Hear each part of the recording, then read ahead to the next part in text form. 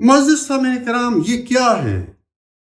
تعویذ، دھاگا، کسی نے ادھر باندھا ہوا ہے، ہاتھ پہ اس پہنا ہوا ہے۔ رسول اللہ صلی اللہ علیہ وسلم نے کیا فرمایا؟ مسند احمد کی حدیث ہے، من اللہ کا تمیمتن فقد اشرک، جس نے گلے میں تعویذ پہنا اس نے شرک کیا۔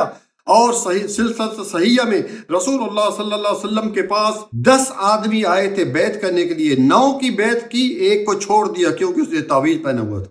اور تعویذوں کے اندر یہ دیکھیے میں اندر کیا کیا لکھا ہوا ہے، یا علی مدد، یا حسین مدد، یا جبرائیل مدد، یا فلاں فلاں فلاں مدد۔ اور اگر پیارے بھائی قرآن بھی اگر لکھا ہوا ہے تو قرآن لٹکانے کے لیے نہیں آیا، قرآن پڑھنے کے لیے آیا ہے۔ افلا یتدبرون القرآن ام علی قلوب اقفالها، کیا تم قرآن میں غور و فکر نہیں کرتے یا تمہارے دلوں پر تالے پڑے ہوئے؟ پھر قرآن اندر سورۃ یاسین بھی لکھی ہوئی، تو آپ واش روم میں جا رہے ہیں، بیوی کے ساتھ ہم بستری کر رہے ہیں۔